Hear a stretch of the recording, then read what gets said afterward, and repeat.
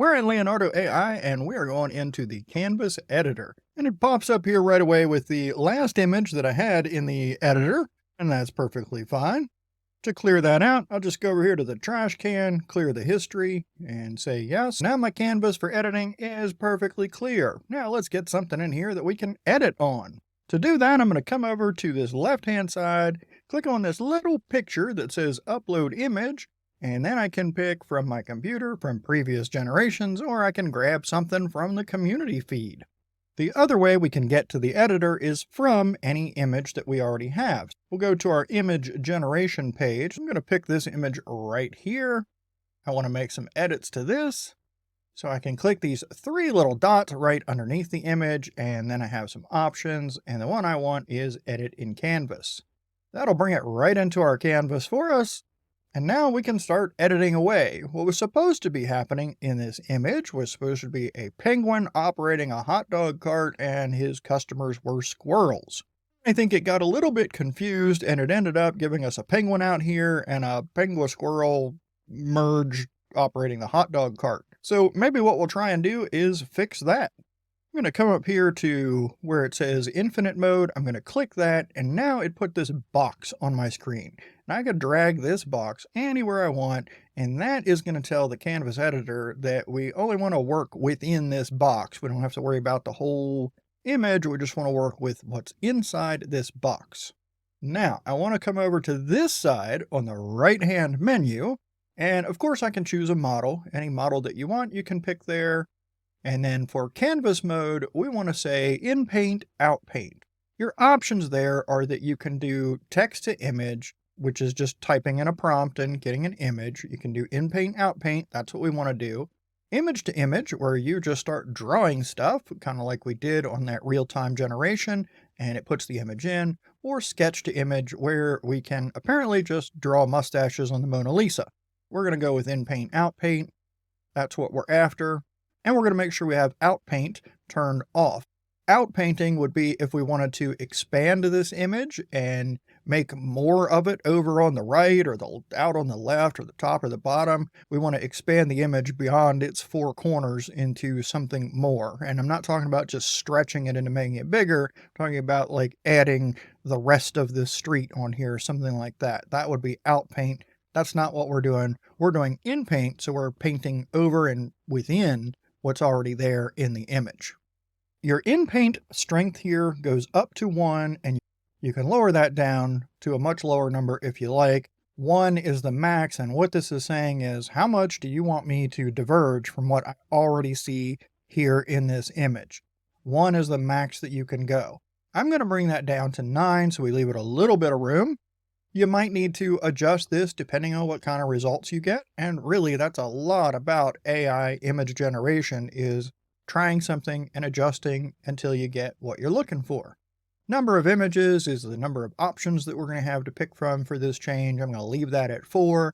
The dimensions, it is referring to this box here that we're working within. So if this wasn't big enough to cover what we need to cover, I could change that and make it a much bigger box. Or we could make it tall and skinny, or any of these other dimensions. This small 512 by 512 works just fine for what I'm doing. Render density, I'm leaving that at 1x. If we increase that, it'll end up making the size of the generated part smaller, but with more pixels within that area, so more condensed or packed. The guidance scale is how strongly our prompt is going to be weighted. For this model, for Alchemy or SDXL Lightning, this is disabled. It does its own thing, so I don't even have to worry about that. But Leonardo recommends this somewhere around 7 when you're using a model where you can adjust it. And you've seen the recommended sizes and the fixed seed and scheduler in our normal text-to-image generators. We don't need to worry with those right now. Now I have two options here how I'm going to inpaint, and I think what we're going to do is we're going to try and turn this strange creature here into a penguin. And there's a couple ways we can do it. We can either mask or erase. And those are both over in the left. We have draw mask and we have erase. So if we pick draw mask, we just click on that and then we come over to our squirrel penguin thing man here and we just draw a mask over top of him. It doesn't have to be precise. We can get pretty close, and I have found that if you err on the side of getting more than what you want versus less, so make sure you're covering the whole thing, and if that means you color outside the lines like I do, it's perfectly fine. You can make your brush smaller or larger up here at the top, and I'm just going to come down here to prompt, and I'm going to say a penguin, and we'll click generate and see what we get. Now, the difference between mask and erase is mask is going to do its very best to keep it the same or keep it very similar and coherent with what's underneath it, whereas erase will be generating something completely new to fill that void. And I did not end up with any penguin in there whatsoever. Now, it might help if I turn my Inpaint strength up to 1, so I'm moving that up over there now. I'm going to hit generate again. And it looks like I still have no penguin. All right, let's go up here and try changing our model, and I'm going to switch that to Stable Diffusion 1.5. We're going to go a little old school here, and I'm going to generate again. And by golly, we got a penguin, but that's not matching the style at all. Yeah, I'm not loving any of those, so I'm going to bring this Inpaint strength back down to 9. So I'll let it know that it's operating a hot dog cart. We'll see if it gets any better with that. All right, what I'm finding is I'd kind of like it to look like this penguin, and it's not working so much. Maybe what we do is get rid of this box, or we get a bigger box. We'll go to 1024 by 768. Oops, I have my hand. I need to switch that out. So when you have the hand tool selected, this is your pan, so you're just moving everything on the screen. Oh, sorry, didn't mean to make you dizzy there. You might want to switch over to the select tool, and that'll allow us to grab just this box and move it over. And I'm going to see if doing that will make it so that it sees this penguin and does a little better. And I changed up that prompt to a penguin standing behind a hot dog cart serving customers. Oh, where'd my penguin go? I lost my penguin. Yeah, I definitely like this guy, but I think I'm going to try and take this down just a wee bit more.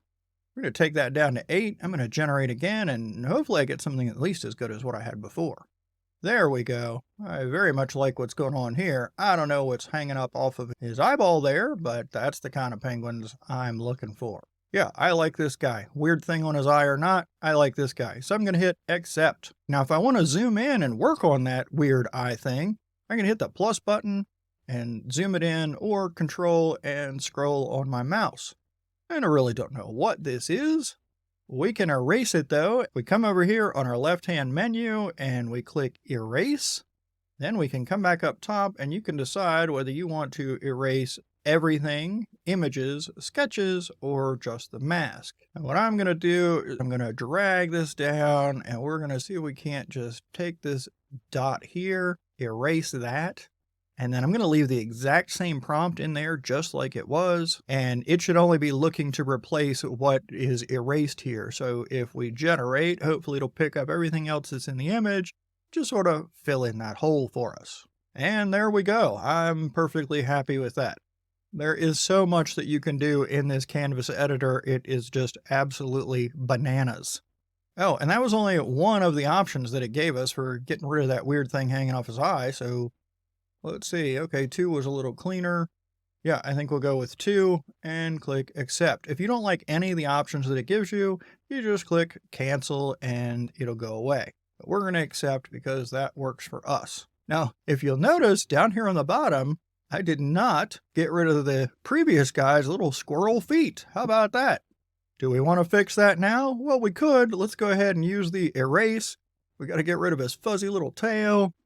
And come along under there, because it's weird seeing a penguin's top half and then squirrel feet at the bottom. So let's get rid of that. It's only going to be looking to replace the part that we erased, and it has the rest of the image as context, so let's see what happens. All right, so that one, I think that's a pipe under the hot dog cart, maybe a drain pipe or something, I can't really tell, but that would save our squirrel feet issue at least. Got a blurry, I don't know what, got some other nothingness in the shadow, which would be fine because it doesn't look like squirrel feet. So I think we'll just go with this first one. That'll work perfectly there. As you zoom out, you're not seeing squirrel feet. You think that's some part of the bottom of the cart. Hey, we're good. So I think you get the idea of some of the stuff that you can do with the Canvas editor in Leonardo. I feel like most of the videos out there, they only talk about outpainting and they don't talk about the inpainting. So I want to make sure I covered that really good. Outpainting is just about expanding the canvas. We would switch this over here to Outpaint, drag our box out to however far we wanted to expand it. This box might be a little bit small to give the robots the context they need to create the rest of this image over here on the right. So I definitely want to make that bigger, something like so. And you definitely want to make sure that you have this box covering both the existing image and where you want to outpaint to. Because if you put this box all the way off onto the blank canvas, it's not going to have any context or reference to figure out what it's supposed to be drawing. Let's just give that a shot and we'll say generate. Here are the 4 options we have. 2 looks pretty good. 3's okay. 4's okay. And 1's not bad depending on what you were going for here. I think I'm going to stick with option number 3 there. So we'll just come down here and accept. Zoom back out for you. And then we need to grab our box here and move it up to this so we can fill in that little piece of corner that's over there. So we'll go right about there. I'm going to leave the prompt exactly as it was and hit generate because all I needed to do is fill in this upper right hand corner with something. And already the first option looks pretty good. 3, I think, is the best. This is a little bit like being at the eye doctor's because they're all so darn similar. Better like this or better like this. I think we're going to go with 3. That one's fine by me. We'll accept that. If we're happy with this image now, all we need to do is download, and that is over at the bottom of the left menu where it says download artwork, and you'll get the whole thing. If you're not using Leonardo AI yet, and you'd like to have some fun generating these images and videos and whatnot, and save yourself some time finding material for your content creation efforts, there's a link in the description. It is an affiliate link. So if you end up going with a premium plan at some point, I may receive a small commission. The free version might be all you need, or as you get in and start playing around, you might want to explore more with other features like I did and want to keep creating more and decide to upgrade. And I very much appreciate when anyone uses my affiliate link. Thank you, sincerely.